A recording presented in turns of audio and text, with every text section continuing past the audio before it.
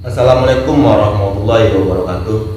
Jumpa lagi dengan saya di channel seputar adat istiadat Minangkabau, situs-situs bersejarah di Minangkabau dan hal yang lainnya mengenai alam Minangkabau. Pada konten kali ini saya akan membahas mengenai rumah gadang dan rangkiang. Apa itu rangkiang? Apa-apa saja fungsi rangkiang?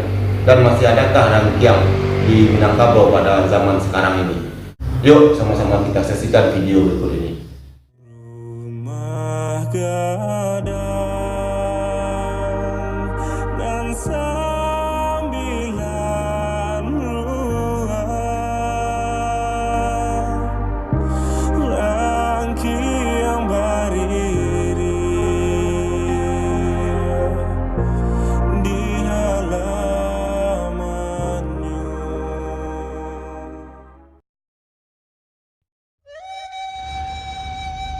Rumah gadang dan rangkiang. Rumah gadang adalah sebuah mahakarya dari arsitektur di Minangkabau.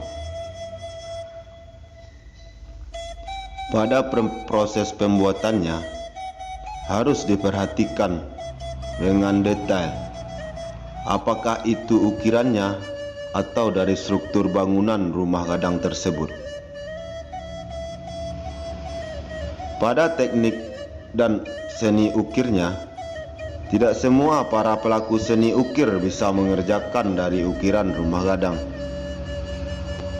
Karena di setiap ukiran mempunyai arti dan pada bagian-bagian ukiran dari rumah gadang tersebut berbeda-beda dari posisi letak dan ukirannya.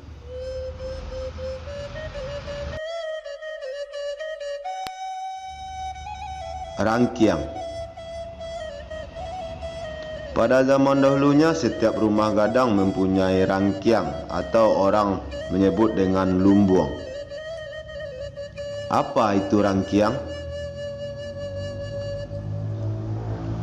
Rangkiang adalah suatu bangunan kecil yang dibuat bergonjong seperti arsitektur rumah gadang.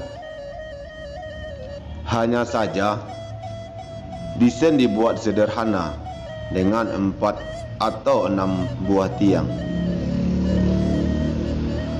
Berdinding anyaman bambu tanpa pintu dan atap bergonjong 2. Dan uniknya, bangunan ini sengaja dibuat tanpa pintu.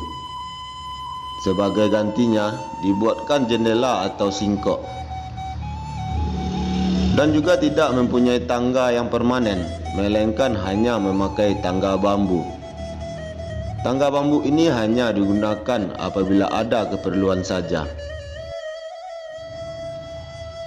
Ada 4 macam rangkiang atau lumbuang. Yang pertama, rangkiang si tinjau lawi. Rangkiang tagak sajajar, di tengah si tinjau lawi. Panjapui si dagang lalu, paninjau pincalang masuk. Rangkiang ini berfungsi untuk penyimpanan keperluan sehari-hari dan berbentuk kecil dan hanya mempunyai 4 tonggak. Yang kedua, rangkiang si bayau-bayau.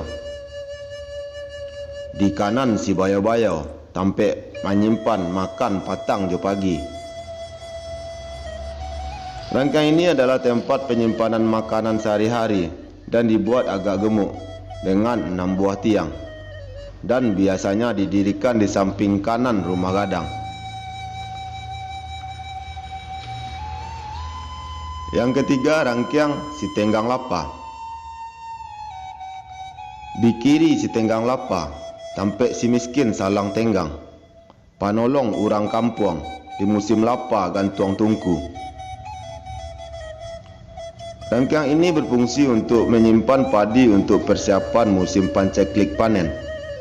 Dan biasanya padi disimpan di sini akan dipinjamkan kepada masyarakat di kala musim gagal panen. Yang keempat, rangkiang kacik. Lumbuang kacik salo menyalo, tampek menyimpan padi abuan. Rangkaian ini dibuat kecil dan berfungsi sebagai penyimpanan padi yang akan dipakai untuk bibit bercocok tanam.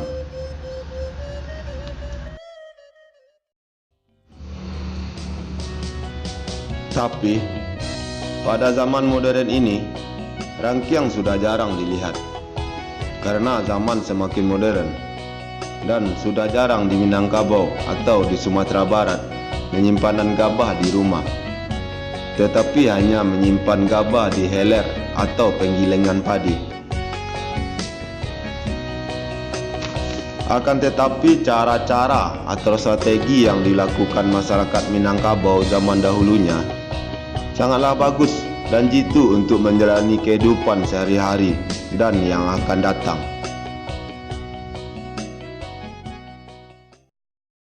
Mungkin itu video saya hari ini. Salah dan gagal saya mohon maaf. Kesalahan dan kekhilafan adalah milik manusia. Kesempurnaan hanya milik Allah. Assalamualaikum warahmatullahi wabarakatuh. Minangkan dunia.